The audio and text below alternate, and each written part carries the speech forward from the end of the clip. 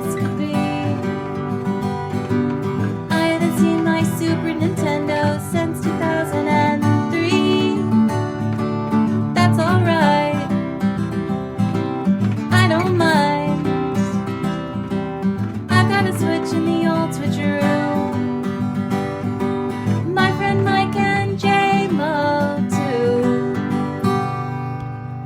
Welcome back to the Old SwitchAroo, where we're talking gaming retro with Mike and Jaymo. I'm Mike. And I'm Jaymo. We are still on break from full episodes before we start season 3.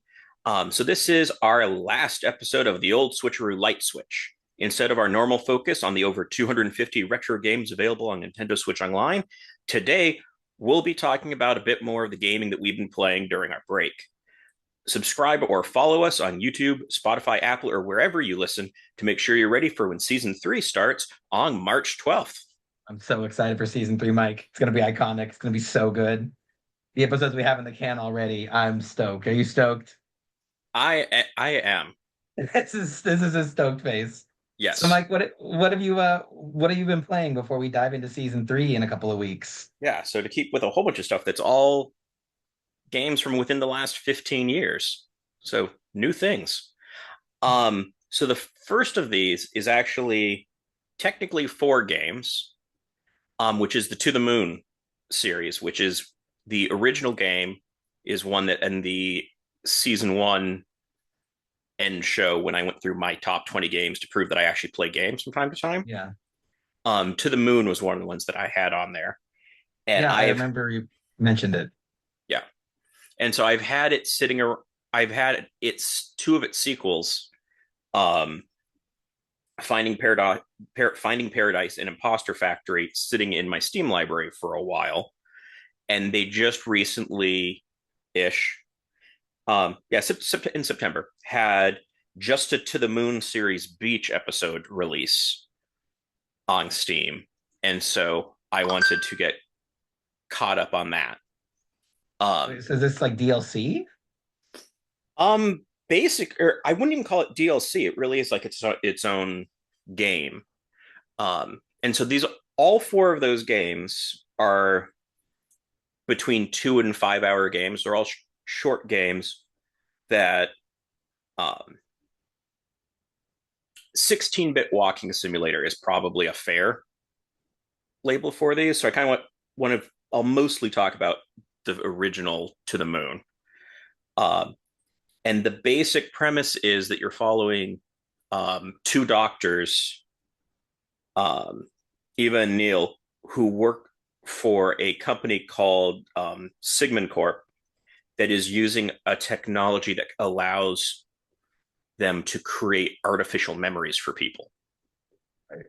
And the idea is that it's sort of like a last wish, dying wish kind of thing. And for them to do this, they have to sort of travel. It's sort of matrixy in that it's like using a computer simulation, but it's drawing from or matrixy or an inception-y. Both work. And they kind of have to go back, work their way back through someone's memories to get to a point where they can implant an idea so that then that person's ultimate wishes come through. It's kind of reshaping their life for something. And so I was gonna say, and so the first one, it is someone whose like last wish is to go to the moon, and he's not really sure why. And for me, part of why that sticks with me so well is one of the things that is very present in there, because it's very focused on sort of digging into the characters that they're having, both the person they're trying to help and the person around that, the people around that person in their life, has 2 characters that they never say what it is, but it's very clearly sort of an autism spectrum Asperger's diagnosis that I think they handled really well. And so it means that game really resonates with me. Okay. Um, Are you on the spectrum? Is that lame to ask? yeah. I didn't know that. Okay, look at this. Look at this. Deepest lore. I'm learning about Mike through a Light Switch episode. I never knew that. Huh. Um, so you feel like other narratives about people on the spectrum have handled it poorly, and this one does it well? I think what I think it does well is like first of all, there's two characters with it, and I think sort of the idea is that one was diagnosed early on, one was not. Mm, But it kind of has this that there's various um it doesn't treat the two characters as the same. I think it's also kind of interesting that it doesn't make a deal about it. Actually, both characters in it are women, mm. and that is usually something that's thought of as a male diagnosis.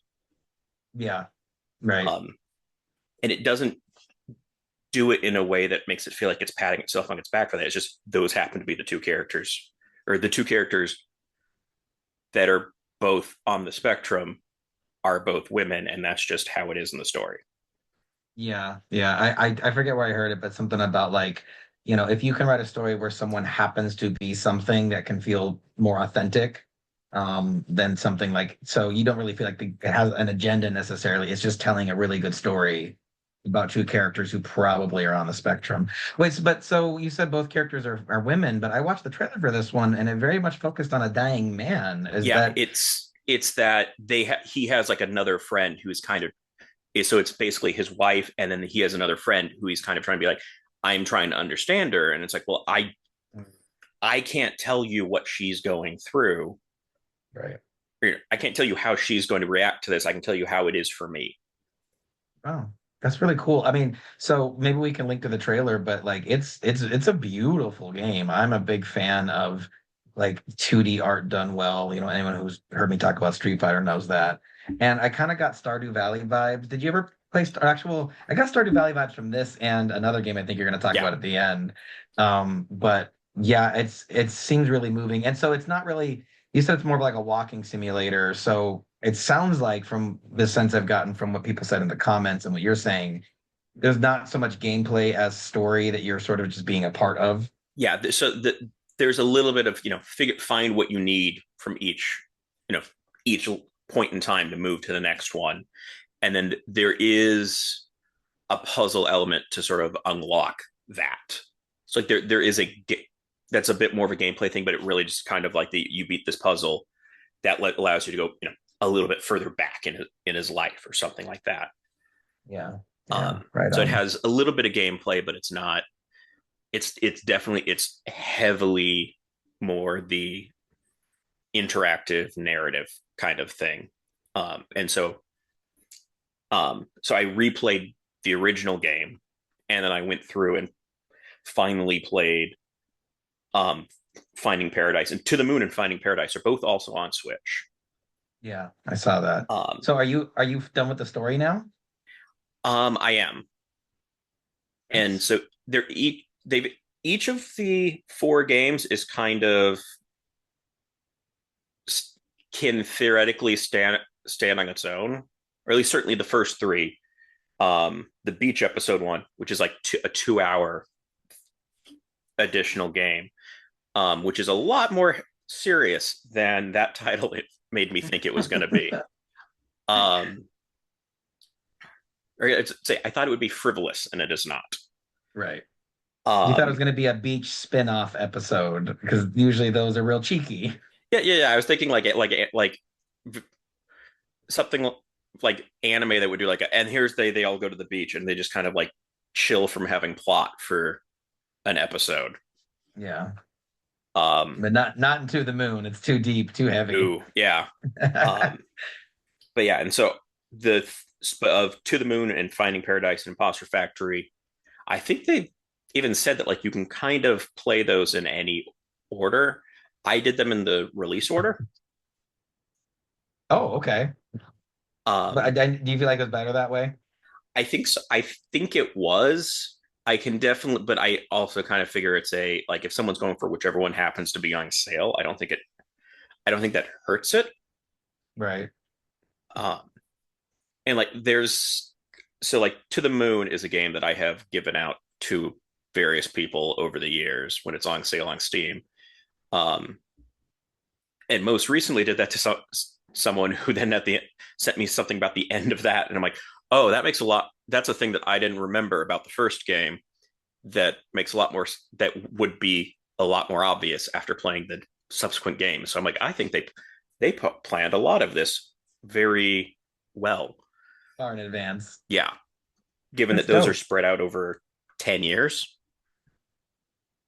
It seems really cool. I want to check it out, and I'll definitely put it on my Nintendo eShop, wish list. And Yeah, like the uh, first two games are probably like 8 hours combined playtime. yeah, I mean, I'm always looking for a good short game, because I try to beat as many games as possible for this podcast. And the one I'm working on now, it's beefy, so I'm always down for a short game. Can I tell you about Fatal Fury? Yes. So, Jump Cancel, aka the Retro Gaming Lad from our Discord, recommended that I check out the open beta of Fatal Fury City of the Wolves. It is a 2D SNK fighting game with polygonal graphics. It is a sequel to a game that came out 27 years ago. So, people have been waiting a long, long time for another entry in this series. I really dig how it looks.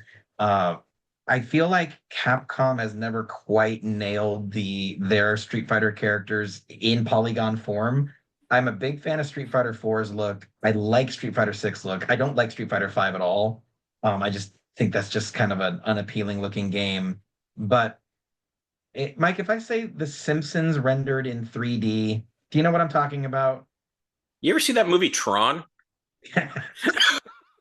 Right, that episode. Yeah. But so like a lot of Simpsons, media, the Universal ride, a lot of the video games, it's 3D Simpsons games, and they're fine, but they don't quite feel right. And I think Capcom has had that problem with all their Street Fighter characters. And this one, being an SNK game, it kind of has its own new style, and I dig on it. It's like the best way I can describe it is that it's a 3D game that looks flat, but not in a bad way. Like it's kind of hitting those 2D fighting game notes that you want to hit. The movement of the backgrounds are really interesting because it almost feels like they skip frames a little bit to make it look kind of like an older game than it really is. But I think it's pretty rad. Have you ever participated in like an open beta of a game? Um, I don't think I have. Okay. I What, mean, I what, guess other than like Minecraft. yeah, I feel like that doesn't count. Yeah. And like I feel Uh, like alpha release, like early access games on Steam, I feel like it doesn't quite count either because it's more of just a we put it out now and would like your some of your money now, please. yeah. But Yeah, this requires no purchase. yeah, So if anyone's interested, it's on PlayStation 5, Xbox Series, and Steam. And well, actually, you know what? By the time you listen to this, it won't be showing anymore. So the game will be coming out soonish, though. My guess is this is going to be a Switch 2 release, and Fatal Fury 2, which was a game in this series many years ago, was recently added to Nintendo Switch Online. oh okay, So we'll be getting to that series eventually.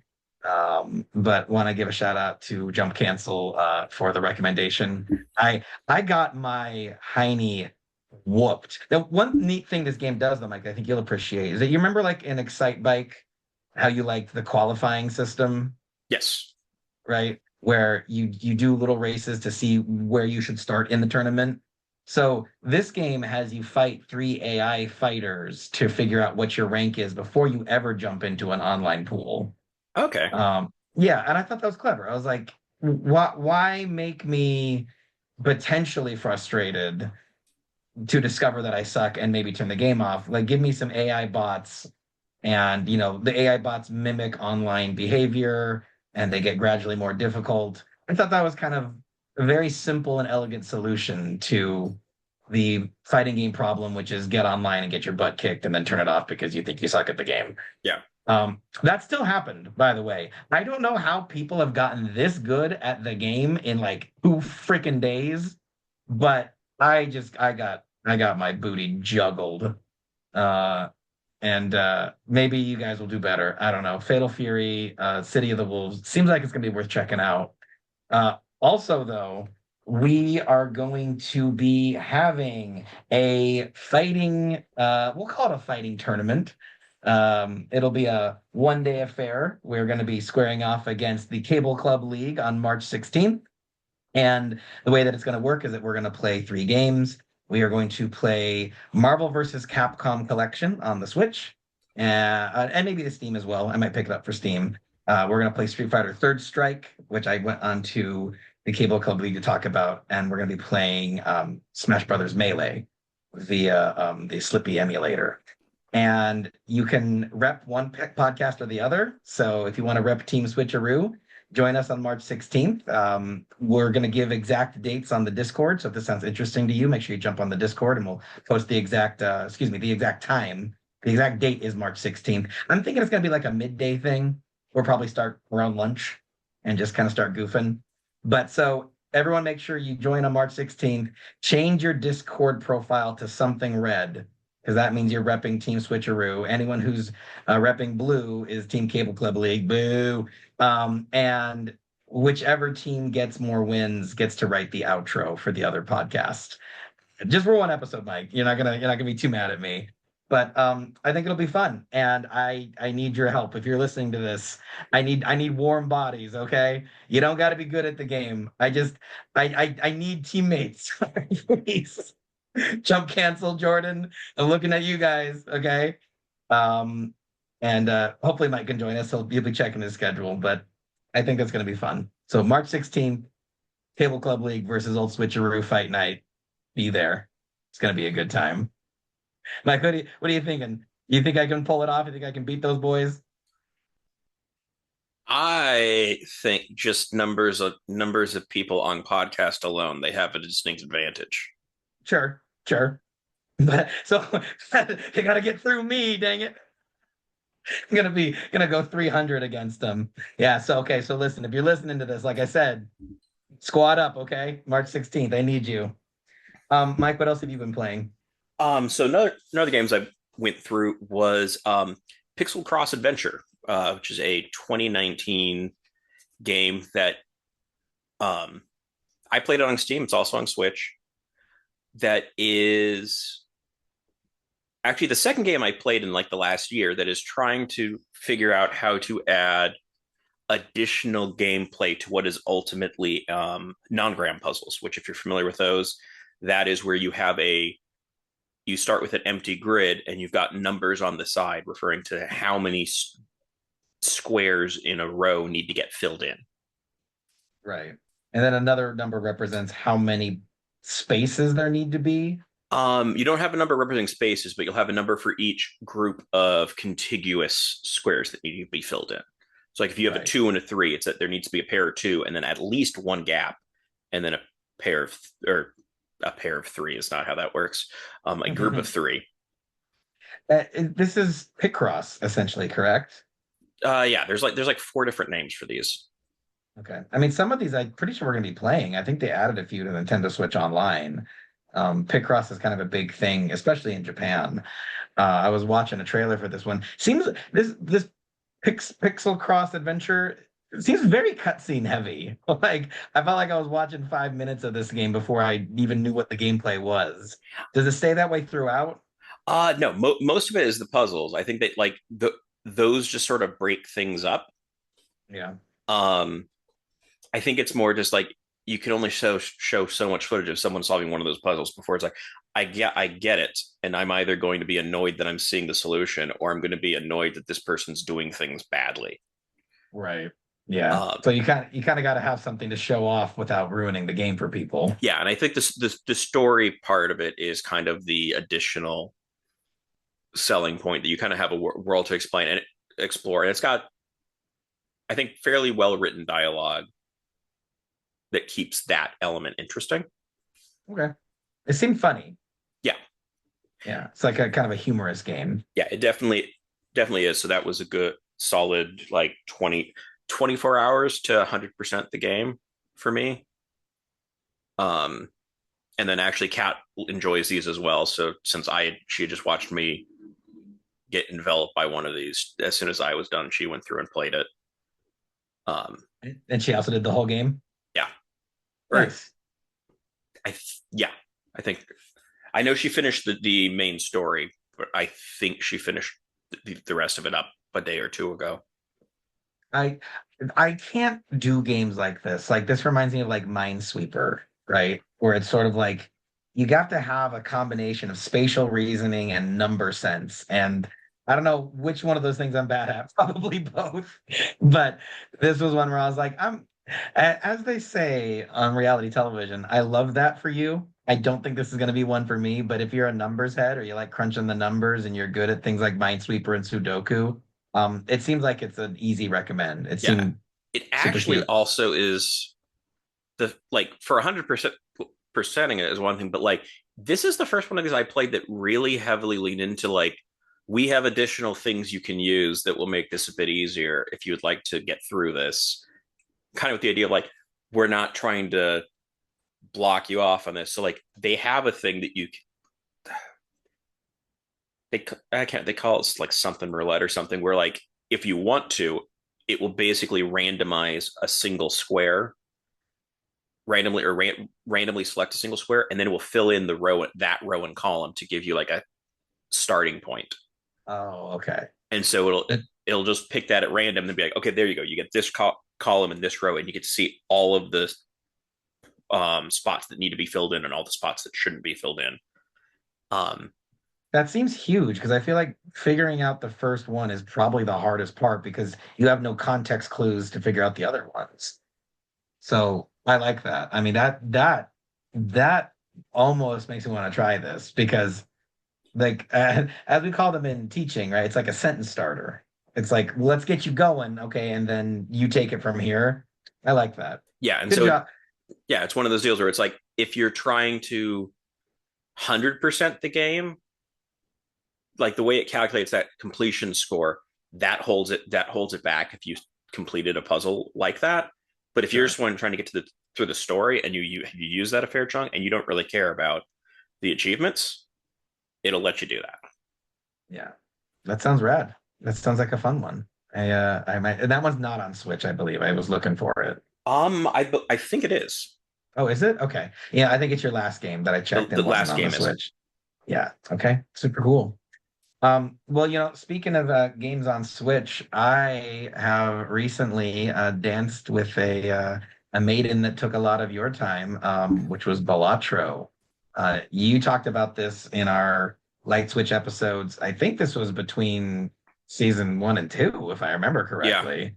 It was a while ago. So, for those who haven't been following along with us, I was hugely into Marvel Snap, embarrassingly addicted to that game. And then when the TikTok ban happened and Snap got taken down with it, it was this weird moment for me because all of a sudden I had my crippling anxiety about missing a card was gone because I missed cards through no fault of my own.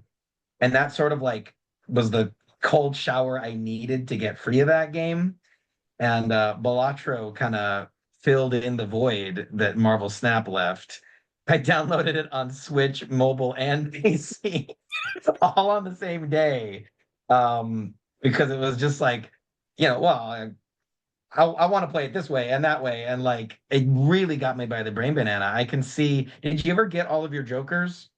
Yes. Wow. So how many hours have you logged on that game? Um, that is a good question that I will slightly stall for time as I try to pull that up. Well, I'll talk while you're pulling Go that for up it. because like I as I was explaining to my coworker because he was we were talking about this game called Inscription. Shout out to Kevin if he's listening. Inscription is also a wonderful card game on the Switch, and so I recommended Balatro. The best way I can describe it is it's kind of like poker, except beating the dealer gets harder and harder and harder. You have to like get more and more chips every time to keep playing, but you can cheat. And you can cheat by putting your driver's license into the deck, and that does something special, like moves the cards around. Or you can cheat and put a Joker that's torn in half, and now that's going to like minimize penalties or something. Like all these wacky cards you can put in, and then you can also take the deck and level up your deck of playing cards. So you could turn them into diamonds and golds, and they're worth more chips that way. And you can kind of set up combos based on the special cards you're putting in. And that to me was the real addiction of trying to figure out what my play style was like. So what kind of build, as they say for roguelike games like this, what kind of build did you tend to go for? So let's see. So I'm at like 113 hours in it. Woo! Um, It's a lot. and part of this is because as you go, you unlock different decks. Like you start with Yeah. a standard deck, but there's several other decks. And so the deck that I have focus, and then each time you beat it, you have to go like eight sort of through eight bosses to beat like that run. Yeah, and what he means by a boss is it's like a dealer that has a really punishing trait. So it's like every time you play a 5, you lose all these points. And there's like that there's a mean condition for you to overcome. Yeah, and So like, let's continue. um, and so each time you beat one of those, like you're able to access. They have what they call stakes that are sort of like the standard one. Like they keep adding additional rules to the gameplay. Yeah. Um, and so I have not yet gotten to the highest or to the highest two stakes, and I haven't yet unlocked the last deck. I'm one deck away from having everything unlocked, basically. But the deck that I've focused in on is it's like the checkerboard deck or checkered deck, where instead of being 4 suits, it's only 2. You have 26 hearts and 26 spades. Dang. And so I have focused in on that, and I go very heavy on trying to get the right multipliers for flushes. Right. Yeah, because flushes are going to be a lot easier with only two different options. Yeah, it's like as you discovered, one of the things it'll do is you'll end up with bosses where your cards are dealt face down. Yeah. And if all you need to know is the suits, and there's only 2 suits, you can logic it out a bit. Right, because they put them face down, but you can still sort them by suit. So you'd be like, okay, so if I just pick all the cards on the left, chances are they're going to be the same suit. Yeah, and if you go between sorting by suit and sorting by rank, you can start to work out this is the highest card in this suit, and this is the lowest card in the other one. There's my division on suits. Right, because you can also at any time see what cards are left in your deck. So you can kind of math it out that way. But Mike, as much as I love Balatro, okay. So do you know what O'Doul's is? O'Doul's, the non-alcoholic beer. Not particularly, but Okay. I know it. Well, it's a non-alcoholic beer. Yeah. Yeah. So that was around my childhood a lot. It's not important why, but something like ain't nothing like the real thing. Okay. I'm back to Marble Snap, baby. They got a new publisher. I'm kidding. But I think that Balatro, my fling with Balatro was the break I needed to set healthy boundaries with Snap. So now, I'm down from playing like 4 hours a day to like maybe an hour and a half. I recently got the Captain America Sam Wilson card, because they were promoting that for the release of Captain America 4. Did you ever end up seeing Captain America 4? I know you couldn't make it to our showing. I still haven't yet. Trying to get like out for a movie has just been tough. Well, I liked it. And his card is interesting because when you put him in your deck, Captain America's shield automatically gets added to the board. And when a Captain America is on there, you can move the shield. And every time Captain America catches his shield, he'll get stronger. So you can get like, Sam Wilson cap and Steve Rogers cap, and they can pass the shield back and forth. Kind of reminiscent. If anyone knows that moment in Civil War when Bucky and Steve are beating the hell out of Iron Man and passing the shield back and forth from each other, that's kind of what it feels like. The card isn't very good, but it's fun to play. And I'm happy they got a new publisher. I wish them nothing but good things in the future. I really love that game. And if Jeremy is listening, he's also one of our people in the Discord who plays Marble Snap. And by the way, if anyone listening to this, and Mike, maybe the algorithm will turn this into one of our little YouTube shorts. If anyone would like free Marble Snap credits, okay, free credits to update your cards and unlock content. Join my what do they call it in this game? Oh my God. Join my alliance. It's NES for Nintendo Entertainment System. That's our alliance. There's 20 slots left, and you don't have to do anything. Just join and get the rewards from me playing the game. Because every week, Mike, I get free stuff for playing the game, and anyone in my alliance gets free stuff. And I'm like, man, 20 other people could be having these bonuses. So this isn't clickbaity. We'll take this video down. Well, not the whole video. We'll take down this portion. Once we have enough people in my alliance and it's full, we'll take down this YouTube short if this gets made into one. But come on in. Like, I want someone to benefit from my unhealthy relationship with mobile card games. You know, if it's going to take this much out of me, you might as well benefit, dear listener. So yeah, this is why I appreciate Balatro more. Is that it's just like I eventually just I have all of it. Like there's no I got to come back to get more. Yeah. Although you're playing it did push me to go back. So actually, I did make it up, and I progressed one stake, having gone back to play it again while you were playing it, and also picked up one of the harder achievements that I didn't think I was going to get. Nice. So proud of you. Proud of you. And speaking of pride, shout out to my wife. You're guys are gonna meet her soon in season 3, episode 2. She's addicted to this game called Two Dots, and she is currently the #1 player in the whole world. She's on top of the leaderboard, and I'm really jealous because I've never been the #1 player of anything. So if you're on Two Dots, mushy peanut, that's my wife, and you stay away from her, okay? She's very proud of her leaderboard spot, and I am confident she'll still be at the top by the time this episode comes out. So, Two Dots, puzzle game. Mike, what else have you been playing? So the last one, only one that I'm playing that I still haven't, that I'm talking about that I still haven't beaten because it's a lot more gameplay, is Starstruck Vagabond, which came out last year. I feel like it's probably most notable because the developer is Yahtzee Croshaw. Who's that? Do you remember the Zero Punctuation video game reviews? Oh yeah, of course. Yeah, and he's now doing. He's no longer with the Escapists, so it's now he's with Second Wind because a whole bunch of people broke off from that. So they are now called Fully Ramblematic, but it's the same deal. And so he actually, a while back, was doing like a design dev diary thing because he does do building his own games as well. And so he was kind of chronicling this process of building the game. And he's kind of going into one of the things that in those reviews that he's talked about is the concept of a dad game, which are games that they feel like, so you have that initial idea of a dad game, which is something that feels like work, but it's relaxing and sort of feels constructive.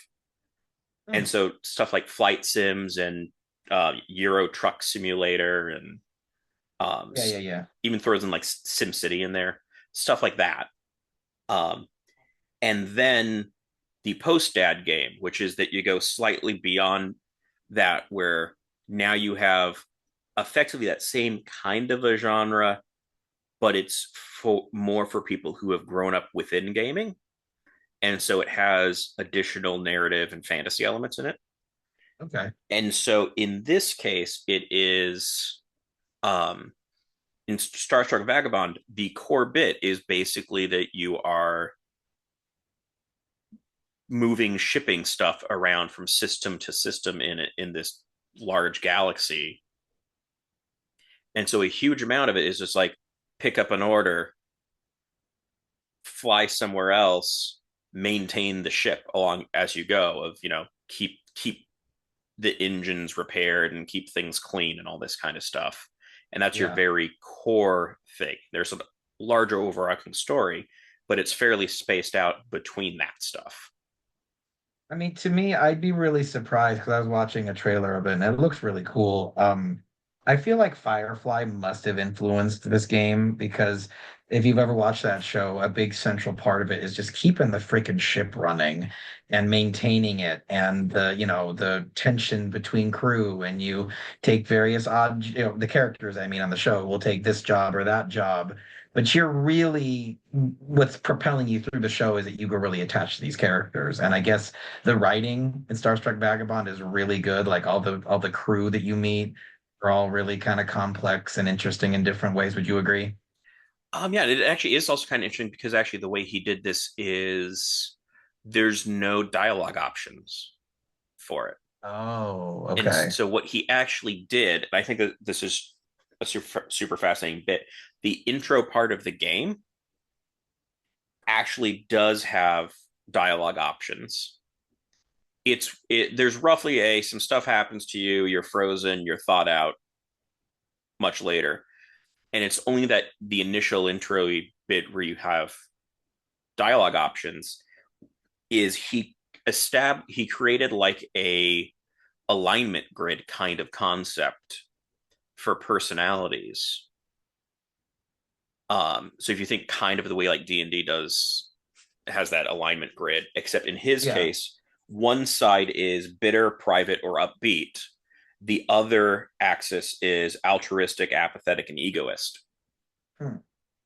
And And so you're so, gonna be you're gonna be a combination of two of those. yeah. And so when you reach the what is modern time for the game, for the bulk of the game, and you're kind of being thought out, they're like, all right, we can't really get you like, or there's some story basis for it, but it's like this is sort of the personality type we've put you as, and you can change it if you want to, but it's kind of drawn it off of that.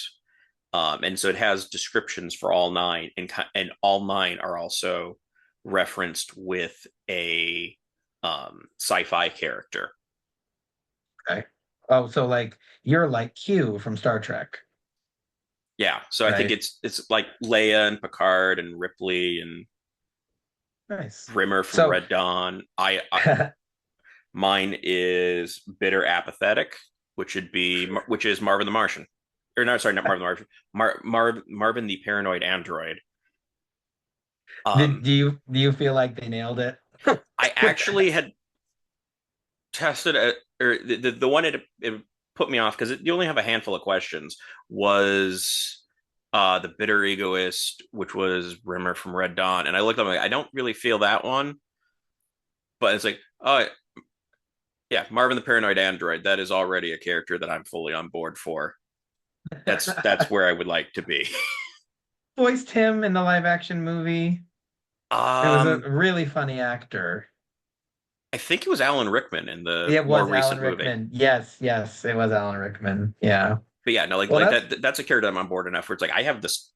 There's a couple songs that they recorded with Marvin the Paranoid Android that I think are absolutely amazing. So like that's a character. It's like yep, there we go. I'm there.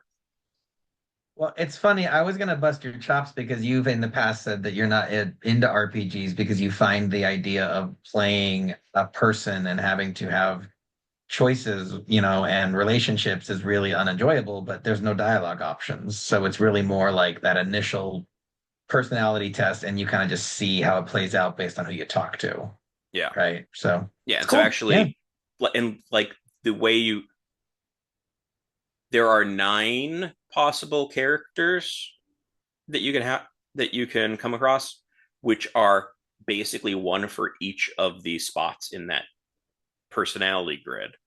Yeah. Um, and yeah, so he basically just meant he just kind of had to figure out he had a finite number of a more finite number of possible combinations to work out. Right. And it's actually kind of interesting because like you once you have like an actual crew, you can take if you're on certain planets, you can take them to a bar, and it's actually interesting that when you do that, just kind of to have a little bit of conversation going on, it's just kind of pulling predetermined like from a set of possible comments and a set of possible responses. So it's doing a lot of procedural generation kind of stuff, but it's interesting because it took me a while to realize that's what he was doing with those, was that those were not scripted. He just said like there's certain things each character can say, and the other characters just kind of have responses that are also automatic responses. And it's only till after a while and you start to see, oh, that's that same response to a different thing. It's like, oh, I see how he did this. It flows really well. Yeah, it's clever.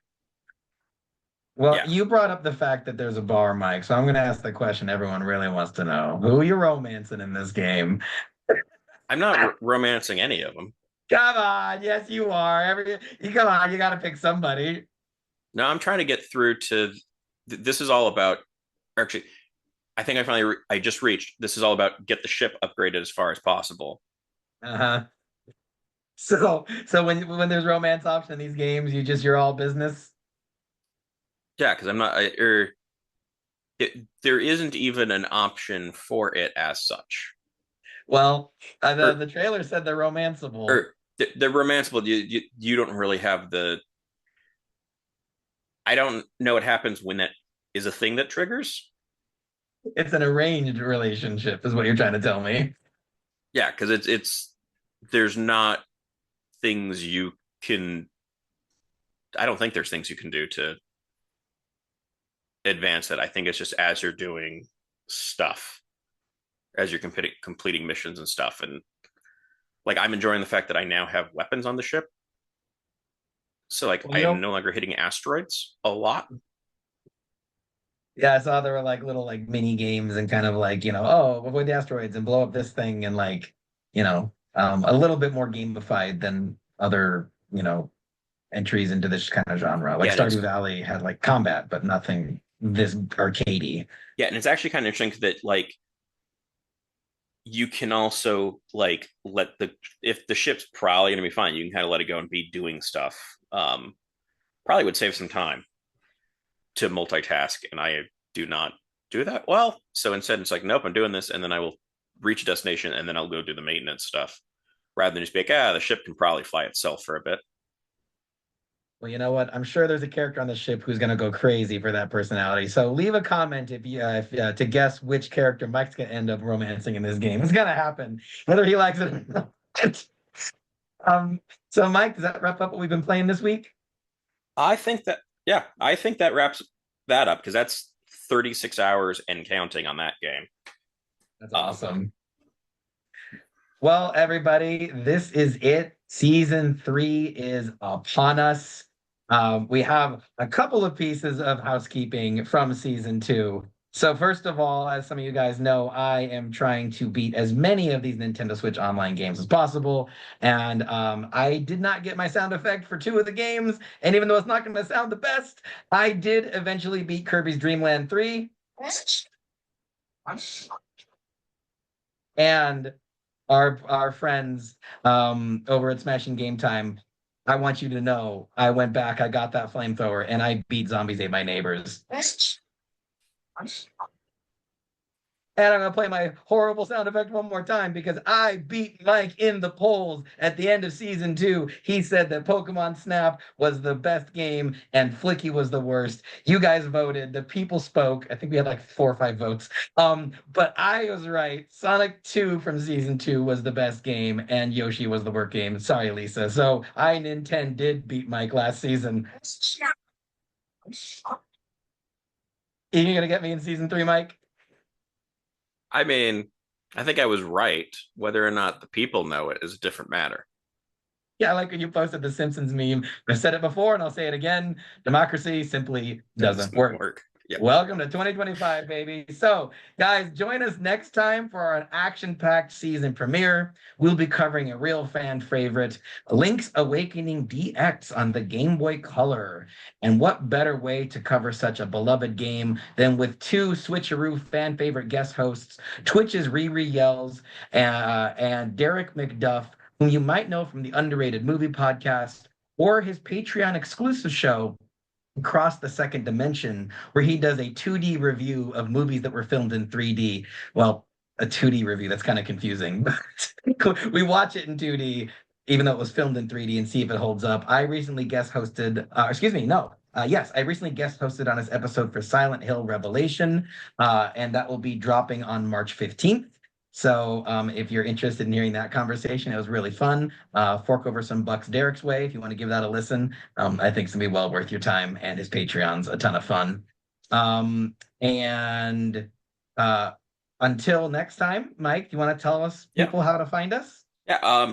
Till next time, please remember to like, follow, or subscribe to the Old SwitchAroo and rate or review the show wherever you get your podcasts. You can also visit www.theoldswitcharoo.com to find all our social media links. And we'd love to hear what you thought of this episode or what you're looking forward to in season 3. All right. And be sure to join our Discord where you can talk games, play games, and even make a friend or two. As always, thanks for listening to the Old SwitchAroo, where we've been talking gaming retro with Mike and Jaymo. I've been Mike. And I've been Jaymo. Game on, everyone.